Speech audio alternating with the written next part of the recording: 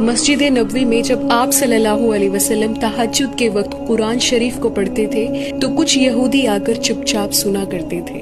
تو جب صبح ہونے لگتی تھی تو وہ ایک دوسرے کو دیکھ پاتے تھے اور کہتے تھے کہ تم یہاں پر کیا کر رہے ہو. تو دوسرے لوگ دیکھ کر ان کو کہتے تھے کہ تم یہاں پر کیا کر رہے ہو. تو وہ کہتے تھے کہ بھائی یہ آواز ہی ایسی ہے, یہ قرآن شریف جو پڑھتے ہیں ہم اپنے آپ کو روک ہی نہیں پاتے. وہ چپ چاپ سنتے تھے آ کر کہ آپ صلی اللہ علیہ وسلم کی آواز اتنی خوبصورت تھی اور اوپر سے وہ اللہ تعالیٰ کا کلام اتنے پیارے طریقے سے پڑھتے تھے کہ یہودی چپ چاپ آ کر سنتے تھے.